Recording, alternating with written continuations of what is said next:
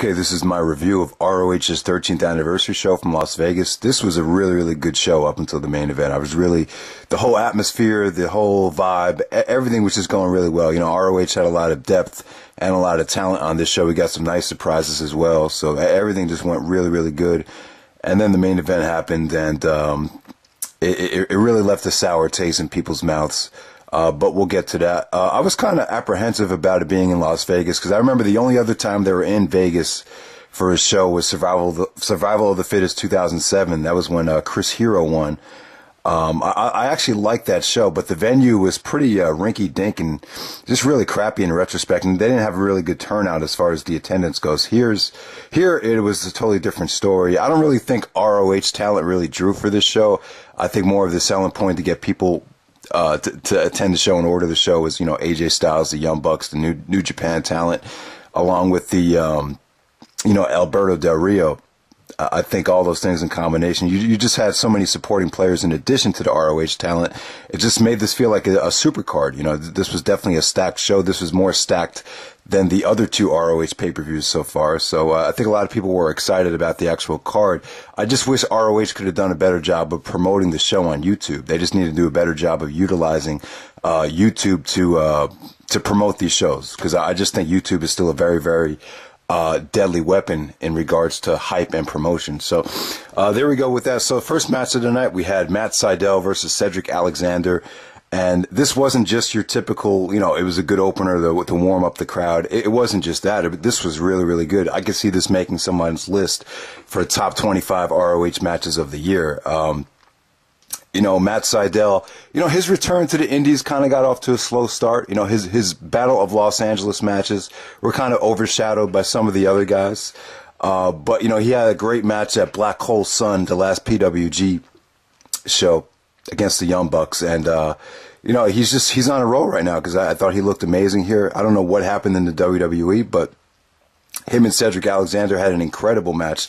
They went, balls to the wall. It was very, very fast-paced. They didn't really let the crowd, they really spoiled the crowd with this match by what they were doing in the ring. And just a lot of great sequences. Cedric Alexander's Gutbuster, came off really, really well. The ending was phenomenal with the shooting star press. Just really, really solid stuff. A great way to open up the show. Next up, we have Moose versus Mark Briscoe. This was fun. I thought the video package in Mark Briscoe's promo about how he never hunted a moose was hilarious. Moose is still pretty over. He's definitely getting bigger in the ring, or better in the ring.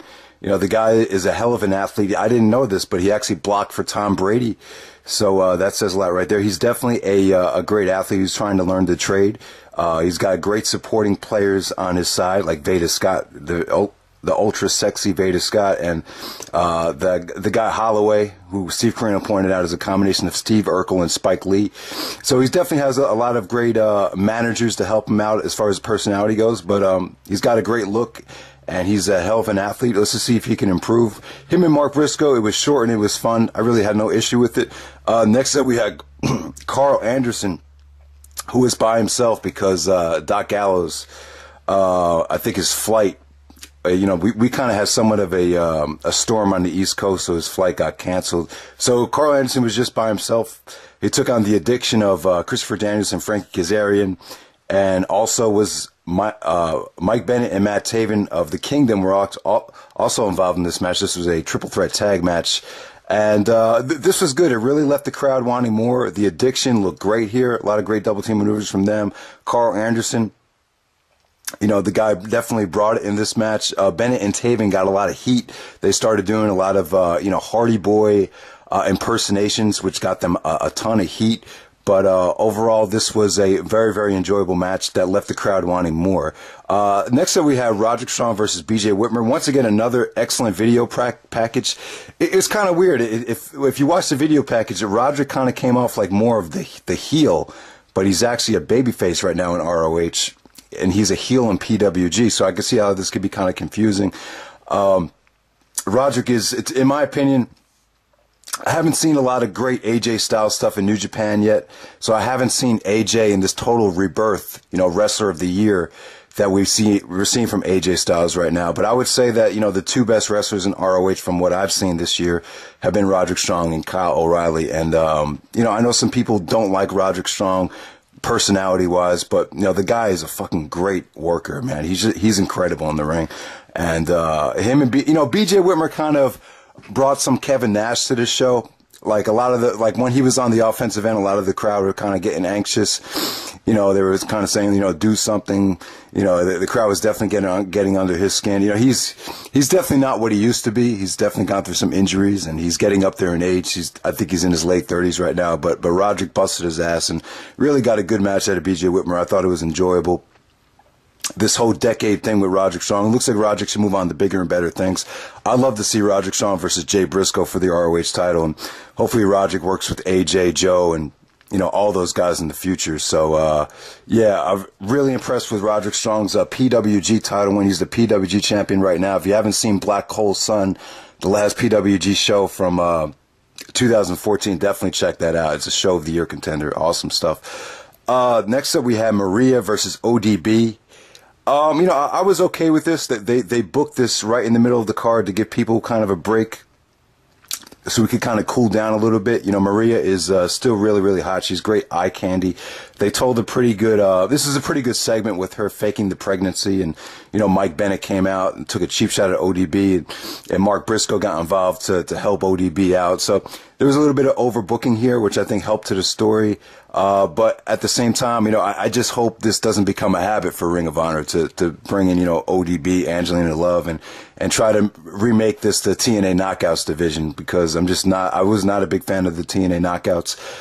You just don't want this company to start looking like TNA when Vince Russo was there in 2009, 2010, whatever you want to call it. But, you know, it was okay for what it was. But, you know, I was cool with a Maria match, but I just hope ROH just doesn't make this a habit. You know, if you want to bring in great women's wrestlers like we're seeing in NXT right now, that's one thing. But to try to duplicate the Knockouts division would be a huge mistake, in my opinion. Okay, so next up we had AJ Styles versus ACH. Apparently these two guys worked amazing together in a tag match on the Ring of Honor TV tapings. You know, AJ Styles won the IWGP Championship from Tanahashi at the New Beginning New Japan show. So, I wasn't really expecting much here. Obviously, we all knew AJ was going over, and he did his best to make ACH look good. You know, ACH pretty much dominated the match. He got off a lot of high spots. He really showed what he can do. Just a lot of high-flying action from ACH, while AJ was pretty much grounded the whole time. But really, the only part of the match where AJ really got aggressive was the ending with the Styles Clash. But I see what AJ was trying to do here. I think everyone pretty much knew AJ was going over, so he busted his ass to make ACH look good. And it came off good. Was it as good as it could have been? No. I think, you know, because he's the IWGP champion, I definitely don't think they, you know, a lot of the higher-ups wanted this match, you know, to go 20, 25 minutes. And, you know, they wanted to make AJ look strong. That's the bottom line, and that's what happened here. So it didn't live up to its potential, but you could definitely tell AJ definitely gave ACH a nice rub. So there, it is what it is. So next up we have Red Dragon, the ROH Tag Team Champions, taking on the Young Bucks.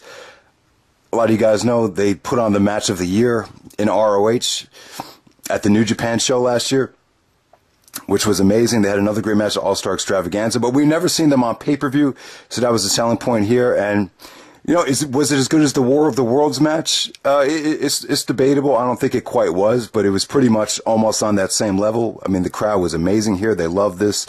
This had just amazing spot after amazing spot. It just flowed beautifully. These two teams are just made for each other. Just amazing stuff, amazing action from both teams. I mean, you know, there's nothing I could say that could do it justice, but these two teams are just made for each other. The Bucks were actually more over here. Red Dragon was kind of getting a lot of heat, which was kind of, you know, was proof that a lot of this was a very anti-ROH crowd. I just felt like a lot of, you know, if it wasn't for the other talent that was brought in, a lot of the crowd wouldn't have showed up. So definitely more pro Young Bucks. I didn't really care for some of the stuff with the MMA girl, whoever she was. I don't remember her name, but she interfered in the match. You know, some of the interference, you can make a debate that it helped because it it gave the match more of a back and forth type of feel. You know, you got a lot of false finishes. You got a lot of, you know, taking the referee and just throwing him out of the ring before the near fall. So that brought a lot of drama to the match. But, you know, O'Reilly looked great again. So did Bobby Fish. He's improved a lot. And, you know, the Young Bucks just deliver. You know, how long can the Young Bucks keep up this pace of, you know, delivering these amazing tag matches month after month after month? I don't know, but they keep on doing it. So definitely amazing stuff. This show needed an amazing match, and it definitely got it. So there we go with that. Next up, we had Alberto Del Rio, who's going by Alberto El Patron, to take on Jay Lethal. Jay Lethal is the television champion, and yeah, I'm hearing that it's, you know, the reason the pay-per-view is so expensive is actually $45 in HD, and one of the reasons why apparently is that Del Rio is charging a lot of money per appearance, $2,500 to be exact. So that's a lot of money, but I think ROH got their money's worth tonight. I thought Alberto's entrance was phenomenal. He was totally over. He came out with a lot of energy. He's a hell of a wrestler. You know, all of his matches are consistently solid. You know, I've never had a huge problem with him.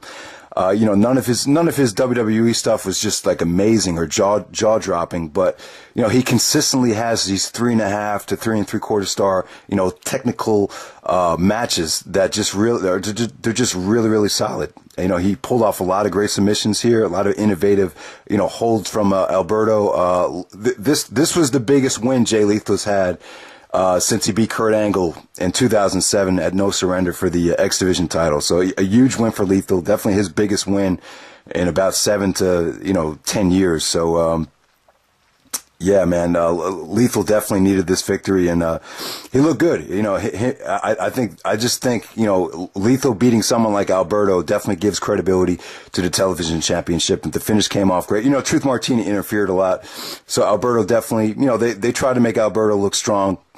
But, you know, it kind of left you scratching your head is, you know, if he's losing to Lethal now, they probably don't have big plans for Alberto because, you know, it just seems like this thing is going to be, we're just going to bring him in whenever we can to cash in on him. I don't know if they have any long-term plans for Alberto, but, you know, I like to see him back in ROH.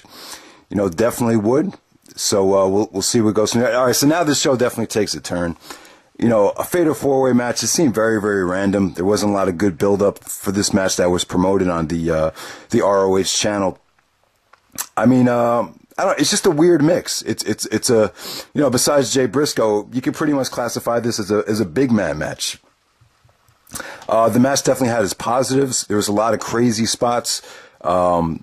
You know, Michael Elgin powerbombed Ciampa into the steel guardrail, which was crazy.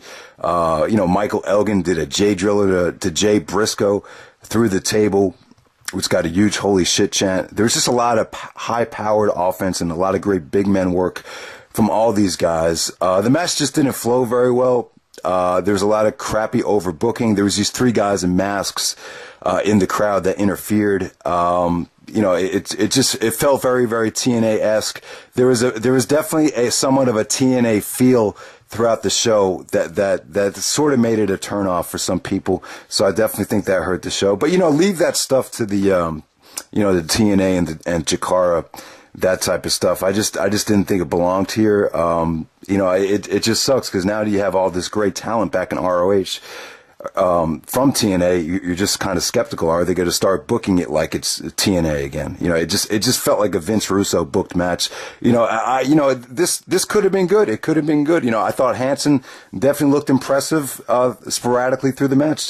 Tommaso's improved a lot. Elgin, you know, some people are still sour on him. He definitely was not over at all tonight, but you know, he's still a hell of a worker.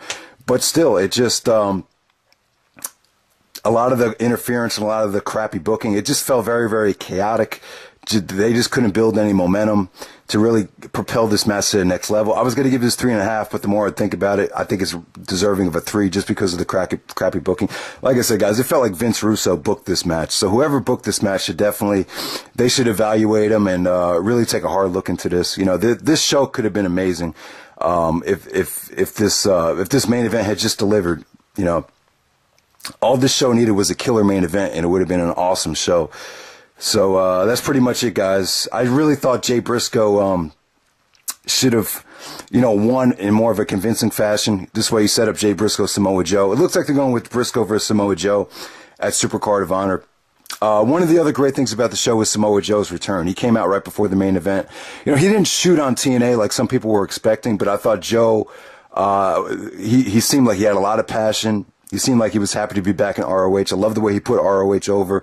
In a way, he seemed very, very proud that a lot of his hard work that he put into the company earlier on has paid off because of, what we saw tonight with the venue and the attendance and all that stuff. So that was cool. I would love to see Jay Briscoe versus AJ Styles as Supercard of Honor. I think we see what Brock did for the title in WWE. He made it more credible. You can have AJ Styles be a part-time ROH champion. I wouldn't totally be against that. But it's looking right now like we'll get Jay Briscoe versus Samoa Joe. If I were Ring of Honor, I will book a cage match. Because if you've seen their cage match from At Our Best during WrestleMania 20 weekend, that was one of the bloodiest and most brutal matches in ROH history. So, that'd be pretty cool if they do a rematch to that. But we'll see. I'm not expecting it. I don't know. I can see Joe winning the title. I really can. I think it'll give ROH a huge shot of adrenaline. But I like Jay Briscoe as champion. But because this match kind of flopped, it's definitely not his fault. I definitely think Jay Briscoe is a, I think he could be booked a little bit better.